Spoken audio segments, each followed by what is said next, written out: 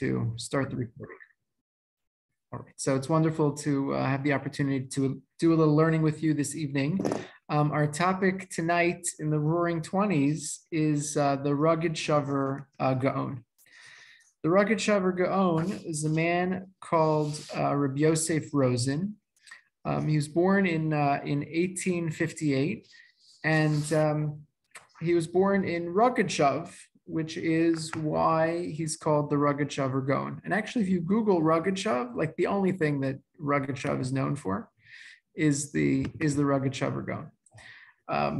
So here he is. There's not too many pictures we have of him, but that's a classic. We'll talk about his wild hair a little later. And just to give you a sense of where we are, so Rogatshov is a little tiny village in present day Belarus. But where we're going to spend most of our time tonight is in Dvinsk, which Dvinsk is like the Yiddish name. There's a big river that flows through Dvinsk called the Dvina, D-W-I-N-A, the Dvina River. And in 2022, I don't know how to say this word, but Dogav Pils, with my best Russian accent, something like that. Present day Latvia. Okay, so we're pretty far east. Riga is the big city in Latvia, and a little south of Riga is the city of Dvinsk. Okay, so by way of background, this child prodigy, little Yosef Rosen, recognized by people in his village very early on as a prodigy, was taken at the age of 13 to Slutsk. Why to Slutsk? Because Slutsk was the home of Rav Yashiv Ber Soloveitchik, Rav Soloveitchik that we know from the 20th century's grandfather. Okay, and Rav Yashiv Ber Soloveitchik taught little Yosef together with his son Chaim Soloveitchik. And that was a pretty good environment to absorb lots and lots of Torah. Okay, from there he went on to Shklov. Shklov was important because it was a Hasidic center, and it was also home to the Rabbi of Kapost, who was a member of the Chabad Lubavitch community. And it's not our topic, for tonight, but Lubavitchers in the 20th and 21st century like to take credit for the Rugged Shover Gaon. They see him as a Lubavitcher. There was some contact certainly between the Rugged Shover Rebbe and one of the previous Lubavitcher Rebbes.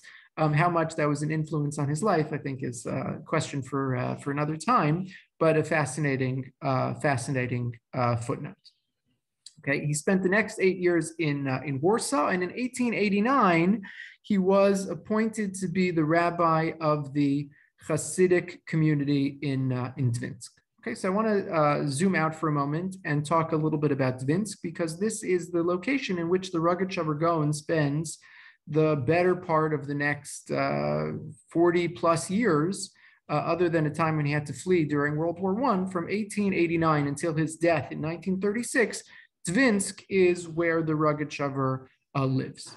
Okay, so what's going on in Dvinsk at the end of the 19th, beginning of the 20th century? So it's actually a really interesting place, and a kind of kibbutz galios. Every kind of Jew is attested to in Dvinsk during this period. So the Jewish community is on the ascendancy at the end of the 20th century in Dvinsk. At some point, it's like 30, 40, almost 50% of the population of Dvinsk is Jewish, which is quite extraordinary. There are 40 functioning shuls in Dvinsk at this time, and everybody is there. I just found a few photographs that I'll share with you to just give you a flavor for who's living in this town. It's a big city. We're talking, maybe 100,000 people, half of whom are Jewish at the turn of the century. Okay, so this is an amazing picture. Here you have students at a Yiddish school that was set up as a cooperative to provide tutoring for needy students, circa 1920. Okay. Here's another great picture. This is just an amazing scene. Just a little later. This is 1938. Okay, would you ever know this is 1938, Eastern Europe? Happy kids, happy parents. The parents are especially happy because these are children getting on the bus to go to camp. Okay, there was a camp in a place called Striape. I don't know, I have to Google it and see what was, who was camping in Striape.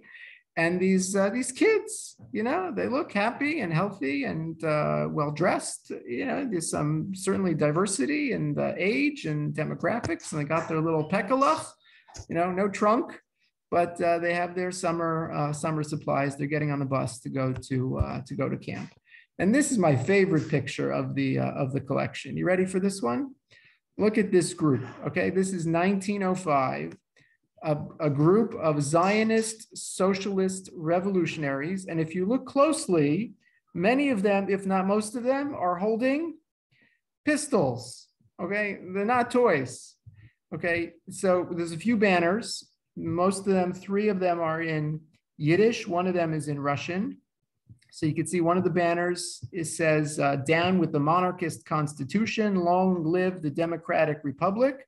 The one in the front, can you make it out in Yiddish? It says, this is my best attempt at reading it, Proletarier alle Volker vereinigt euch, right? Workers, the proletariat, and all people unite, okay, courtesy of Yiva. So that's just a flavor, right? Everyone is there. The Zionists, there's Bundists, there's Hasidim, there's Misnagdim, there's seculars. There's all kinds of Jews in this city of Dvinsk, and by and large, people get along. Okay, so in terms of the traditional community, so there's the Hasidim and the Misnagdim.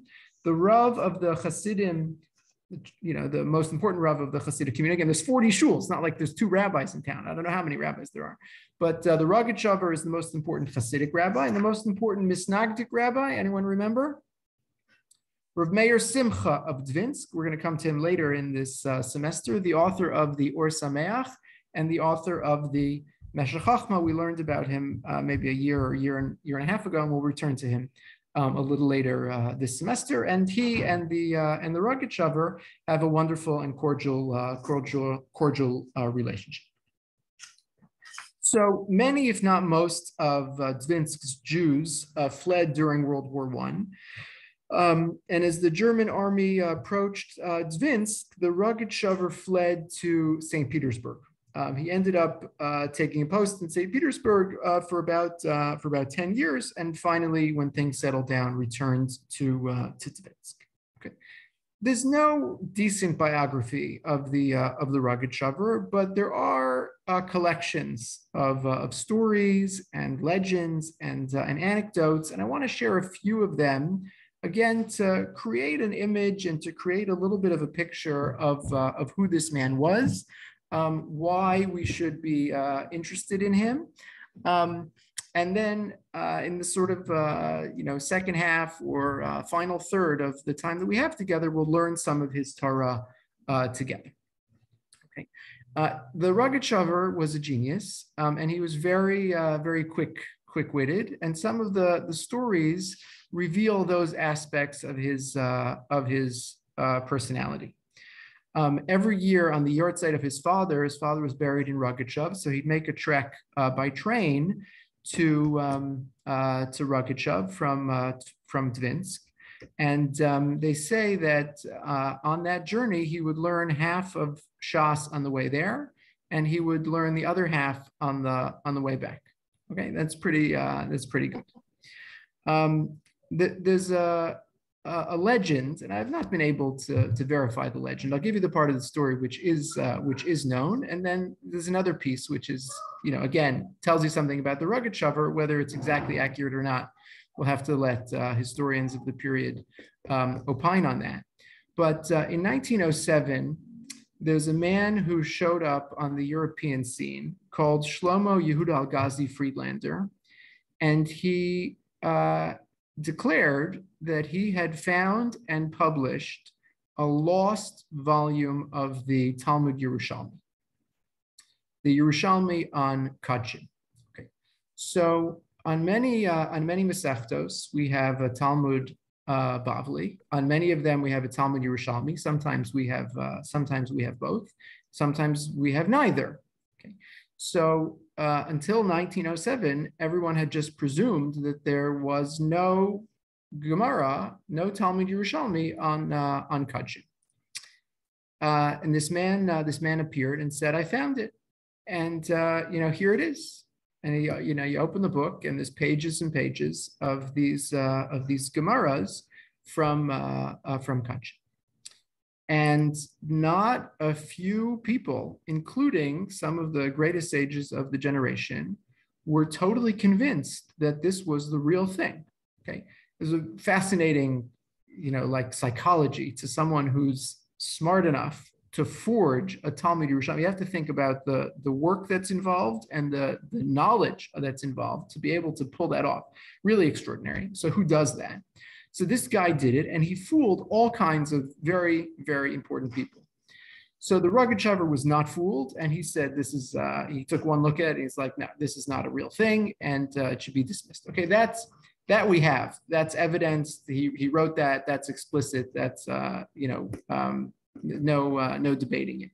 The legend piece is this: how did the Rogatchover know instantaneously that this was a forgery? So the legend has it that in every Masechta of the Yerushalmi, there's one Tana who appears for the first time or the only time in that Masechta, and the purported new Masechta had no such Tana. Every personality who appeared in those Gemaras had appeared somewhere else, and that was for the Rogatchover the telltale sign that this was a forgery. Okay, so it doesn't matter whether that piece of the story is true or not, but amazing that the Rogatchover could know instantaneously that this work was in fact a forgery. He famously studied Torah on Tisha B'Av. We don't do that. We don't learn Torah on Tisha B'Av. The pasuk says, "Pikudei Hashem Yisharim Mesamchei Lev." The words of Torah bring us joy, and it's not the time. It's not the time for joy. So the Rogatchover famously said, "It's what I'm doing is wrong, and when I get to Shamayim, I'm going to receive my punishment for violating this halacha on Tisha B'Av, but I accept that punishment with love, and I consider it worth it to violate Tisha B'Av in order to study Torah." So remember that picture I started with, this wild hair. So again, lots of different legends surrounding the question of why the Rogatchover never cut his hair, and one of the legends is that. Right, he couldn't take his mind off Torah, and to get a haircut would mean he have to take off his yarmulke, and if he had to take off his yarmulke, he couldn't be thinking about Torah. And he was just so committed and so addicted to Torah that he could never do it. Okay, as I always like to do, I want to tie the Rogatchover back to the Jewish Center. We have a couple connections tonight. One of them is our former resident scholar and assistant rabbi, Rabbi Noach Goldstein. Rabbi Noach Goldstein is the grandson of Rabbi Pinchas Teitz. Rabbi Pinchas Teitz was a luminary in the 20th century and established every important Jewish institution in Elizabeth, New Jersey. The Teitz family is exceptionally well known. And Rabbi Pinchas Teitz was born in Latvia, I think in 1909 or thereabouts. He lived until the 1990s. And he spent time with the Rogatchover. He considered him to be one of his teachers, one of his mentors, and there's a number of stories and recollections that we have from Rav Teitz, who was involved in publishing some of the Rogatchover's Torah. Some of those we have directly from Rav Teitz. So the first source I put on your source sheet is from Rav Teitz, and he says the entire written Torah and the entire oral Torah, Talmud Bavli, the Talmud Yerushalmi, Tosefta, Sifra, Sifrei, all parts of the Rambam and all the works of the Rishonim was stored in his head, and he could draw connections that no one else would ever think of. He said this, I think, around 1990. He said, "Before the invention of the computer, I didn't have the terminology to describe the capacity of that mind." So there's another great story. a student of the Rogatchover was visiting, and I have this for you in source number 2. He says, every day I would enter his house and study and talk to the Rogatchover. And one day the Rogatchover told me that Nachman Bialik had come to him, and they had discussed various matters.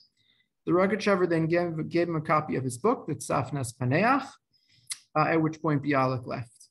Bialik later wrote that from the mind of the Rogatchover could be carved out 2 Einsteins. Legend has it that when the Rogatchover heard this statement, he said, and from the leftover specks, one could create numerous Bialiks. Okay, so that's a great line.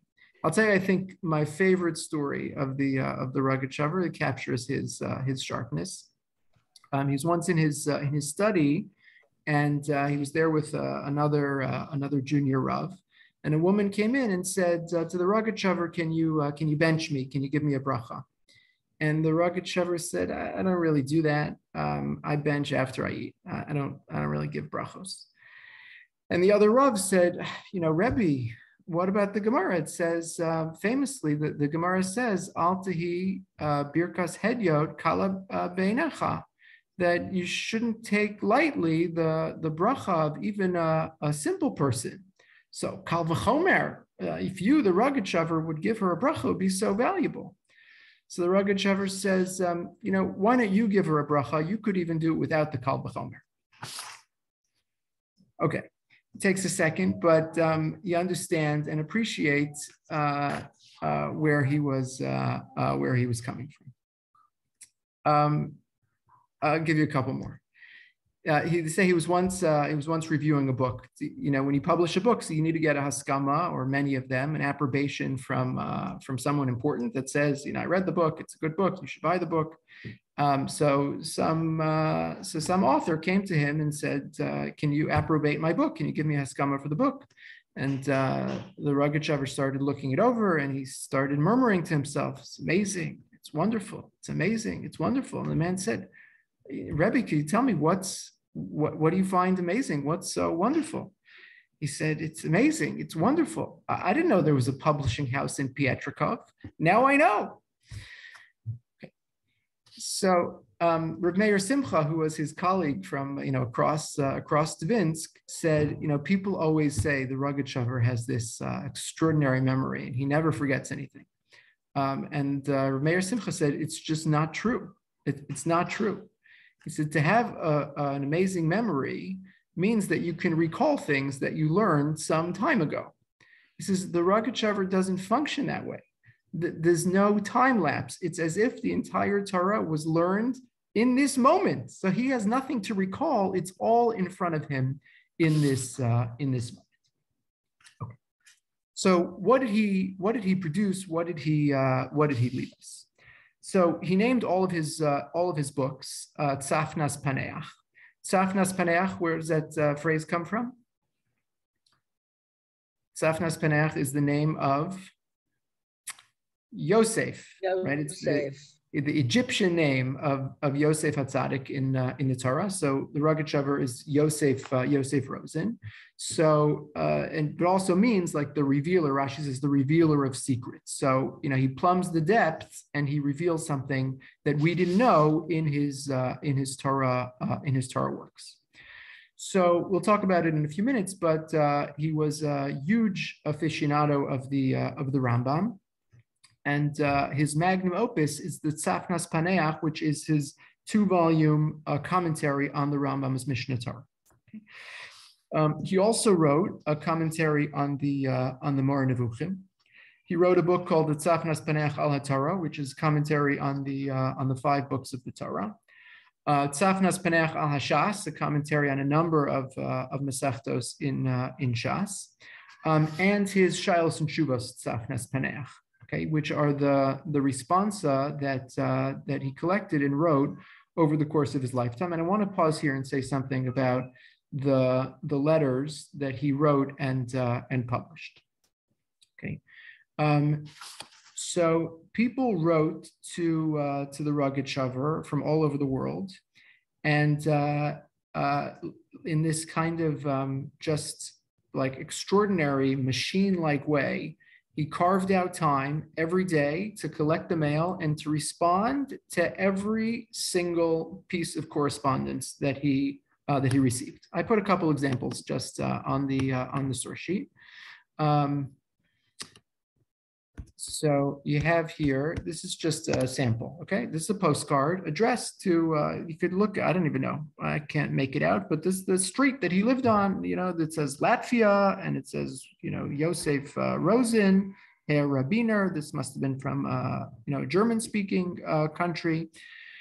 And he receives these letters, and he responds. Right, and here's an example of a response that he wrote on his stationery that says Yosef Rosen, Rav Midvinsk, and he responds to each letter.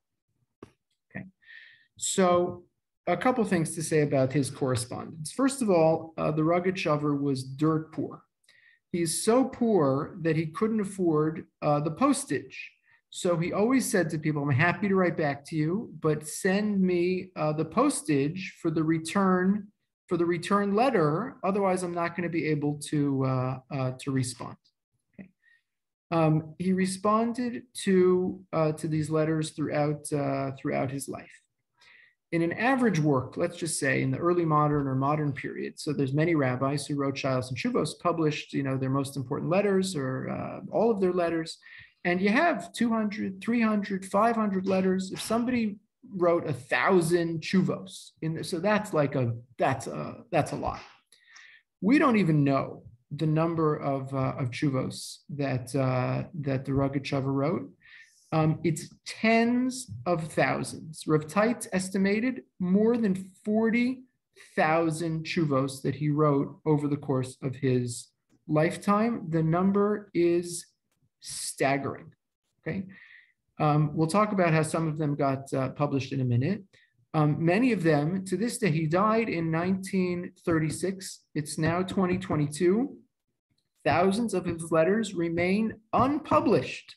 On 185th Street at the YU Library, there are 1,800 pieces of correspondence. Some of them are the letters to the rugged shover. Some of them are his responses. You could go, they're actually all digitized. You could read them. You won't find them in a book. They're sitting in a box in a library, right? And now they're online too. But who knows how many more, right? We don't even know about these letters of the rugged shover. Okay, he wrote in a very terse way. He wanted to communicate what he communicated, but as we'll see, his whole world was Torah. So he gave you references and just said, just look at the Tosfos and Erevin, Daf Chav Beis Amud Beis, and see the Rashi in Menachos and the Zoran in Nidarim, and you put together the sources, and if you could decode what it is that he's referencing, you'll understand his argument. Sometimes it's a little more explicit depending on who he's writing to. Sometimes he's a little more cryptic. But codes of these references, one after the next, thousands and thousands of correspondence over the course of his life. Okay, so now I want to share with you a story. The story goes back. I'm going to pick it up in 1957, and then we're going to go back to the 1930s. Okay, I have for you on the source sheet here a newspaper article from 1957, one of the Jewish newspapers. Uncovers smuggled film, a vital addition to Talmudic literature in New York. Special 7,000 2x2 microfilm plates smuggled out of Nazi-dominated Europe over a decade ago and discovered here last month represent the most important addition to Talmudic literature in modern times. It was made known this week. This is a picture of Rabbi Menachem Kasher and Dr. Samuel Belkin, president of Yeshiva University, and they're holding some manuscripts. Okay, so what is this story? So Menachem Mendel Kasher was a dear friend and colleague of Rabbi Young and lived for a time here on the Upper West Side in New York City. He was very instrumental in the creation of the Manhattan Eruv. And I want to share with you, and I'll just read the whole thing because it's just an extraordinary story. And this story appears in the last book that was published by Rabbi Young. It's a book called Sages and Saints. You could find, it's not in print anymore, but you can find it on eBay. Sages and Saints, printed by Ktav Press, 1987. Okay, Rabbi Young died in December 1987. This is the last book that he published. Rabbinic biographies, and there's a rabbinic biography of Rav Menachem Mendel Kasher, written by a man called Aaron Greenbaum, and he tells the following story. Okay, follow with me if you like. This is on your source sheet, source 4. In 1957, Rabbi Kasher was on a visit to his daughter Bracha and her husband Yechiel Fredman in Peoria, Illinois, when he met a man named Zev Safran, with whom he fell into conversation. To his surprise, Rav Kasher learned that Mr. Safran's mother had copies of certain writings of the Rogatchover. Okay, I know I just introduced a lot of new names. Menachem Mendel Kasher, important scholar and rabbi here in New York. This is now the 1950s. He takes this visit to Illinois and he hears about some documents of the Rogatchover. Would Rabbi Kasher be interested in seeing that? He most certainly would, he replied eagerly, and contact with the man's mother was established. Sometime later, she brought Rabbi Kasher all the materials in question that she had, with the strange story of how they had come into her possession. On 11 Adar 56, 1996, March 5th, 1936, the mortal life of the Gaon of Rogatchover ended, and the sad news reached his daughter Rachel in Eretz Yisrael, the widow of Rabbi Yisrael Abba Zitran of Petach Tikva. So the Rogatchover had a daughter.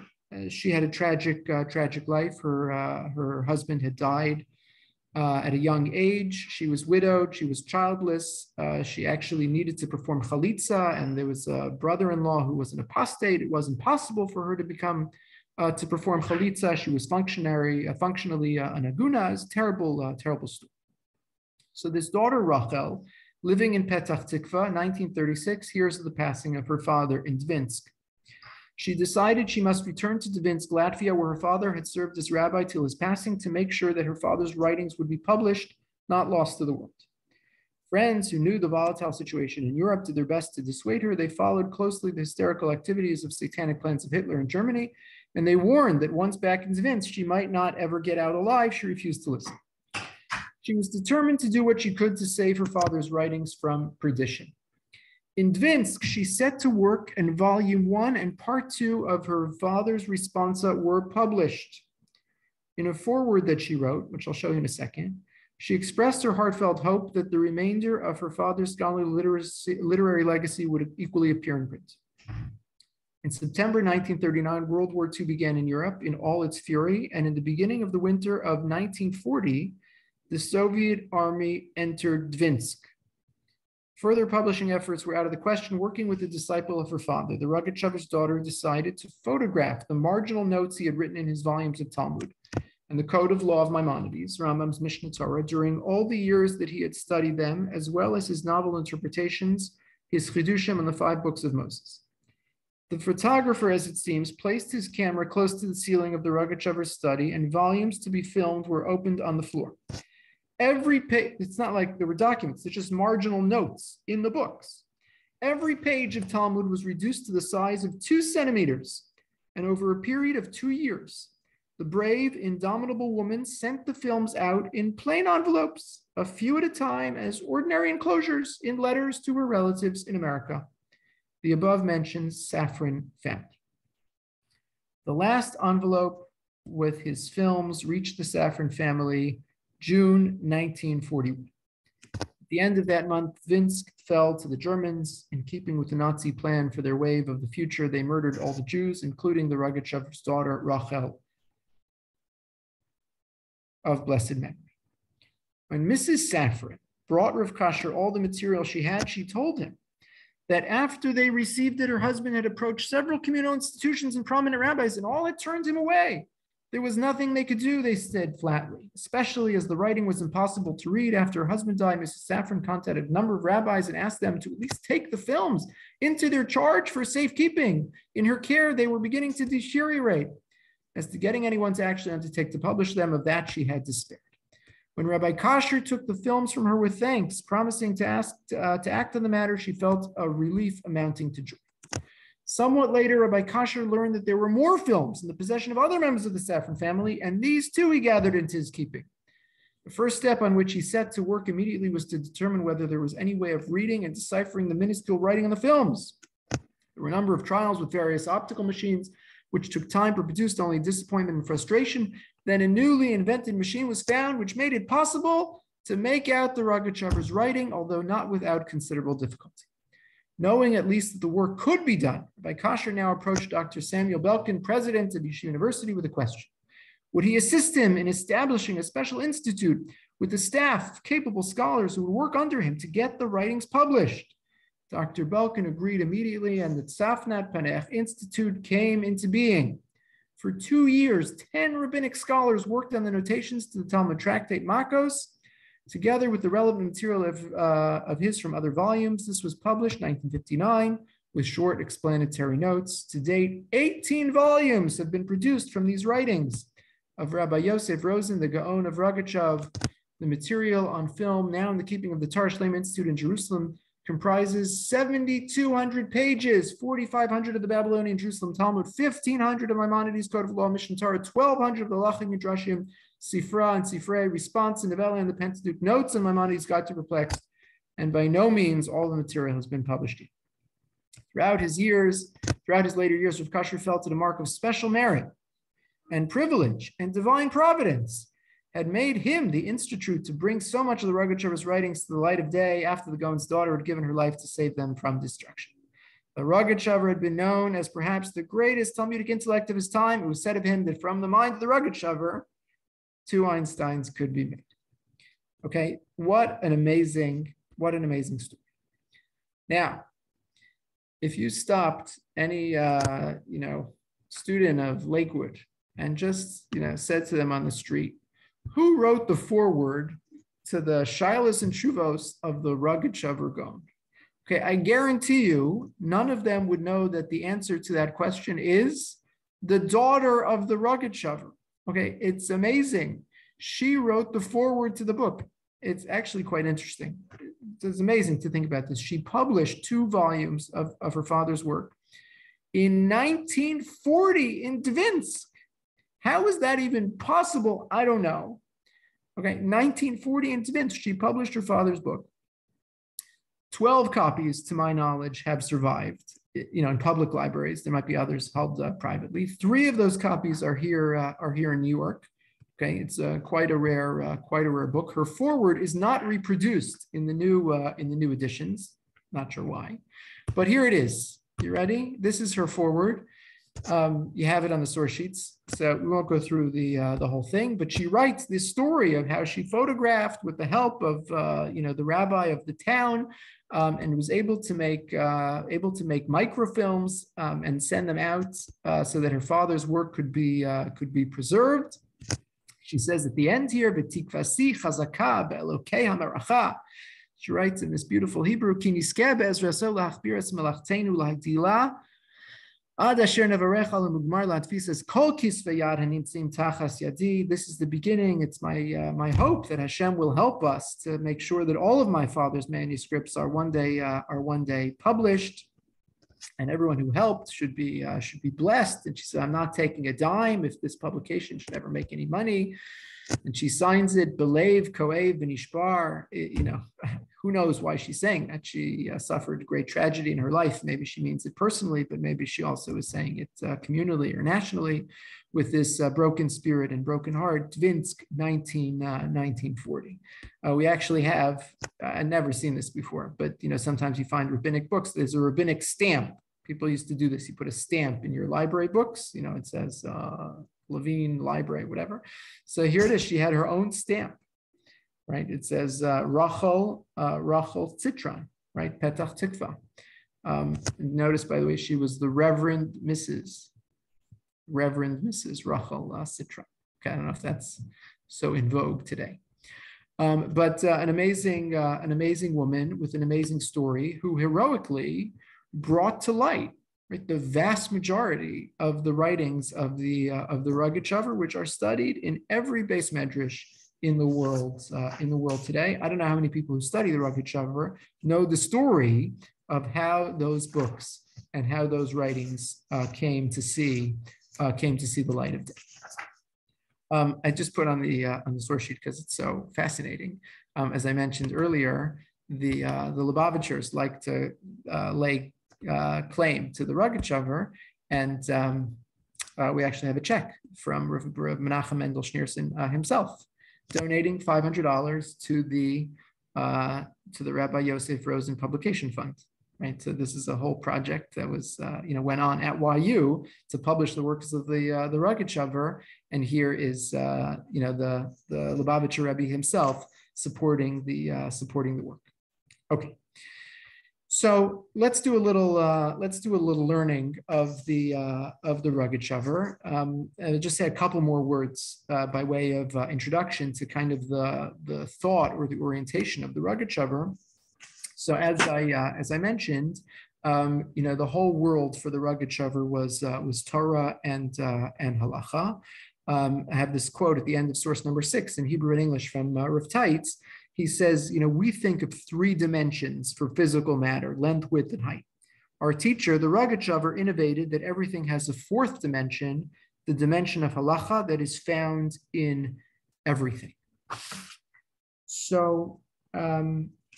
He was totally independent. He believed that the Gemara was decisive. If the Gemara said that there was a particular halacha, so that's the halacha. And if not, if there's no source for something in the Gemara, he just wasn't moved. He's like, that's not a real thing. So there was no one above his critique, meaning the canonical works, of the Rishonim, which are kind of like the place where anybody starts if you're living in the 20th century. So he just dismissed them. It was like sometimes they got it right and sometimes they got it wrong.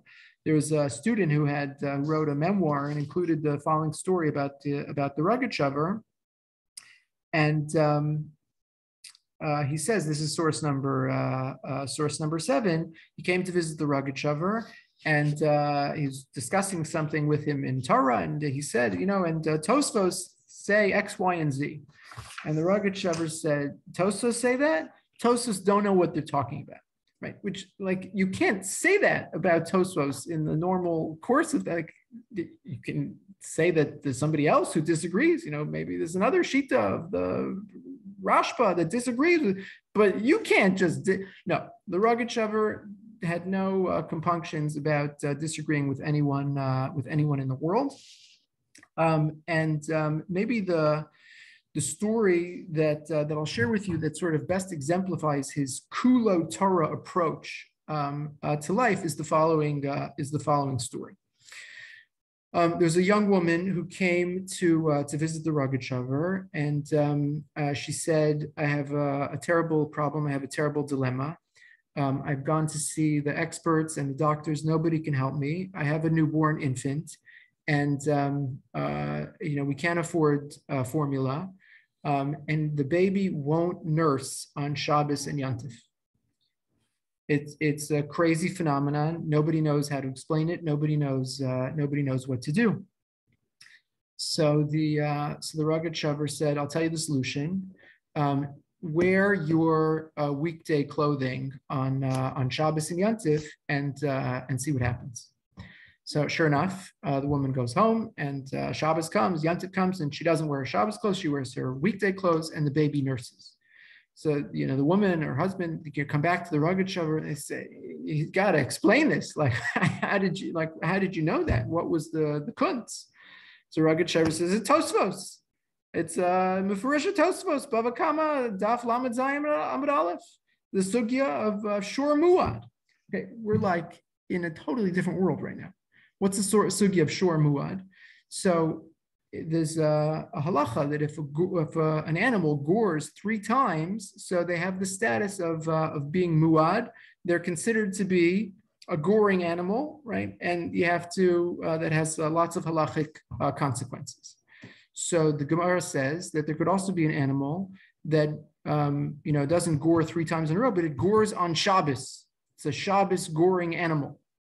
So how does that happen? So Tosas say, on the spot, the animal sees people wearing different clothing, and it gets fooled. So it doesn't know who they are, and it acts totally differently because it sees people wearing different clothing. So Rav Shever says, same thing with a little baby. It doesn't recognize who this woman is because she's wearing different clothing. All you have to do is change the clothes, and the baby will know exactly what to do, and everything from there follows. Okay, so just again, this the whole world is seen through the prism of Talmud and its commentaries, and Medrash and its commentaries, and everything can be processed through that prism. No matter how far afield something might seem. Okay. I'll give you a couple examples that we can learn together. If you have the source sheet, this is source number 8. I'll put it up on the screen. And again, you'll forgive me, but I have to be selective. 99% of the commentaries that one could share in a shiur like this are totally impenetrable. Meaning we could spend just an hour working through 4 lines because someone would ask a question and he would just give you the sources. And we could sit there and say, Erevin, Chav Beis Amud Beis, and we'd have to look up Erevin to see what's going on. And then it'd be Menachos. And so really 99%, unless you have a day to spend working through one paragraph, so you can't access it. So please understand that this all comes with an apology that I'm giving you a fraction of a fraction of a fraction of what this man produced, just to give you a snippet and a flavor, because so much of it is just operating on a totally different level. Okay, so let's jump for a second to Parshas Vayera. And the Rogatchover is talking about the city of Sodom.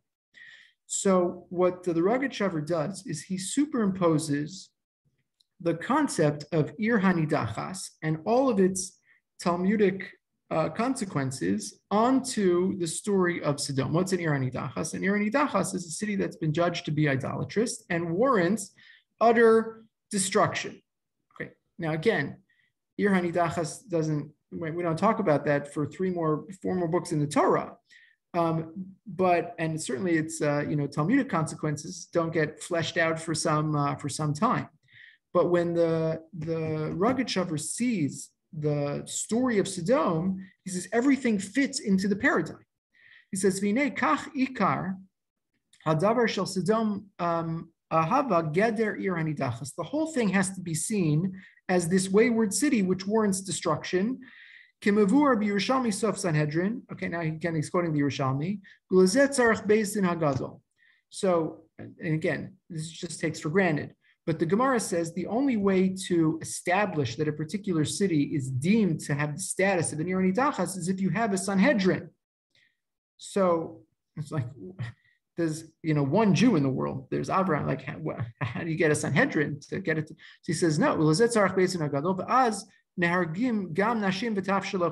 which case everyone dies.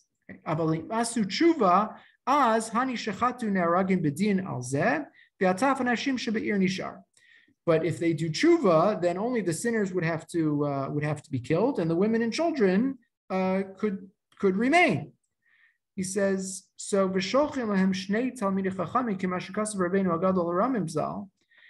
So to ascertain whether or not they've done tshuva, you have to send 2 Talmidei Chachamim, 2 messengers. He says that's why there's 2 angels who ended up going to Sodom. It was their job to assess the same way that the Shluchei Beis Din would have assessed an actual Ir Hanidachas. Their job was to assess. Right? That's why God says, I'll go down and see.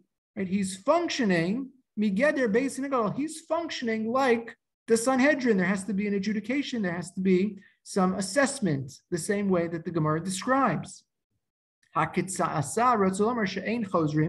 says the cry is so terrible, indicating that they haven't done tshuva. Az kala, so they weren't destruction. Kedir arinidachas. Ve'im lo, had it not been that, rakedah kamashkas of Rashi, so to dape v'yodea behem anshe sukkos. V'nei be'ir anidachas lo pachus mimea kemavor in Sanhedrin daf tesvav. Oh, and by the way, in case you didn't know, because we're not in this sugya, but ir nidachas is only if you have 100 people in the city. V'az hudach ruba have ir nidachas. And if you have 51%, right? So then you could destroy the city, and if not, umiyat lo. And then there's debate whether or not, if it's 50-50, can you destroy the city? Zeloni Spari says that's inconclusive in the Gemara.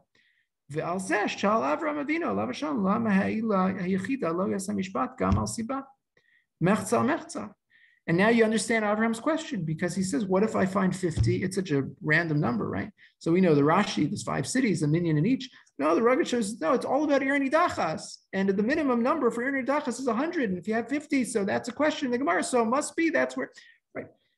Who would have thought to look at the story of Sodom in this way, right? This is the Rugged Shavers approach to this. Okay.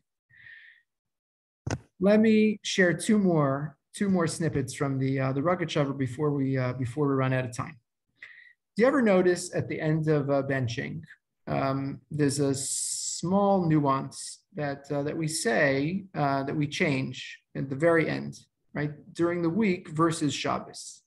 During the week, we say Magdil Yeshuos Malko v'Yosei Chesed Limshicho, and on Shabbos, what do we say? Instead of Magdil, we say Migdol.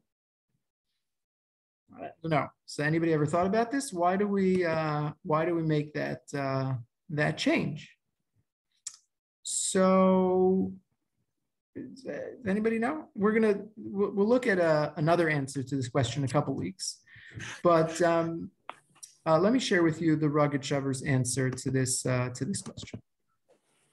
Why do we say Magdil during the week and Migdol on Shabbos? So he says, this is source number 9. Geder Migdol Magdil. Te'echad hapasuk b'ksuvim ve'echad hu ba'neviim. So there's a pasuk, Migdal Yeshuas Moko, Magdil Yeshuas Moko. There's 2 different psukim. One appears in Shmuel Beis, right? And one appears in Tehillim. Okay. So Magdil appears in Shmuel Beis, and in Tehillim rather, and Migdal appears in Shmuel. So why do we make the switch? So he says, Umuvur Shabbos daf kuftes vav v'kuftes ayin te'ein karin b'ksuvim b'Shabbos min hamincha l'mala. He said there was a time in the Talmudic period where the rabbi said, it's really fascinating and quite obscure, that you're not allowed to read ksuvim on Shabbos afternoon. They were worried people would get so wrapped up, because ksuvim is so interesting, so captivating, that they wouldn't come to shul to hear the rabbi's shir. They said no, it was a ban on ksuvim on Shabbos afternoon. So he says, "V'chein hu b'Yerushalmi perak daled Megillah. To lekach ein kar in Megillas Esther b'Shabbos machmas ksuvim." He says the same thing. There's another Yerushalmi, which again it's quite obscure, that says that's the reason why do if Purim can fall out on Shabbos and the Shushan Purim can fall out on Shabbos, so why don't you just read the Megillah? What's the big deal?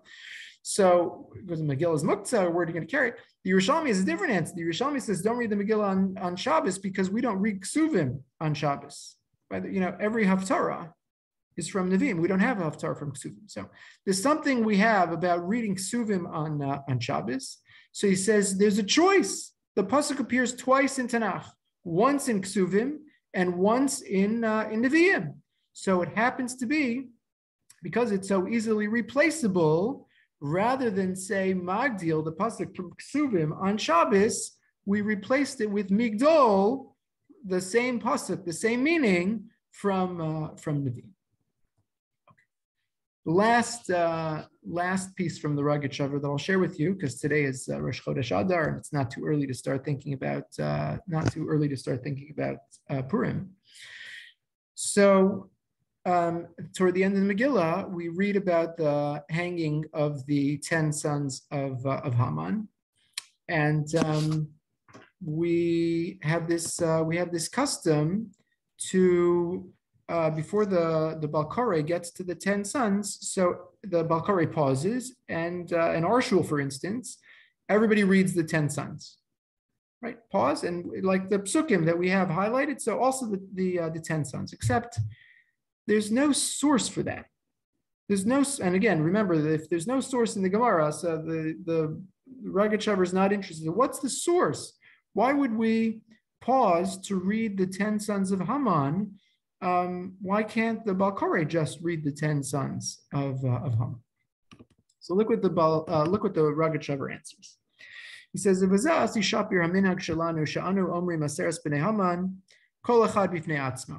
reads it to themselves.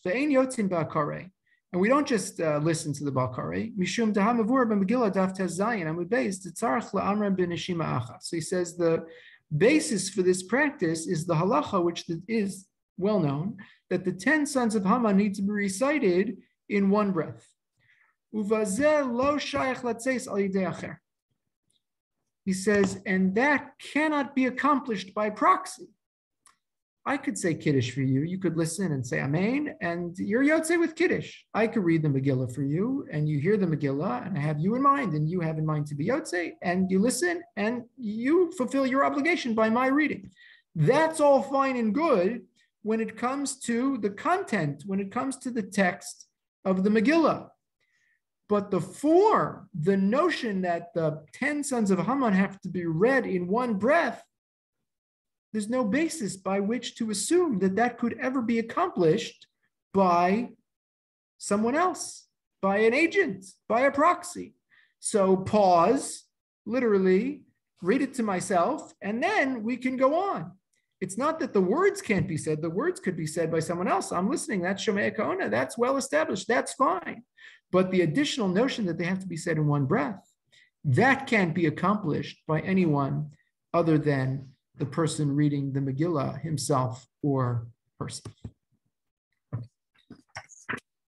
As I said, there's so much to take in, and there's so much to absorb. This is really just a snippet, a snapshot, a flavor for who the Rogatchover Gaon was, how it is that we came to have access to so much of his work, even though, again, so much of it is still unpublished and unknown to us. But a snippet of who this man was and what he accomplished over the course of his lifetime. It's really, I would say, not sufficient to say that the Rogatchover Gaon was a genius. He operated on a level that's almost incomprehensible to us mere mortals. That being said, learning a little about him is a good reminder that the human mind is actually capable of superhuman feats. So I'm going to stop here, but I'm happy to stay on and take questions or comments. And I look forward to continuing the series with you next week, please God, as we learn about Reb Chaim Ozer Gruzinski, same time, same channel.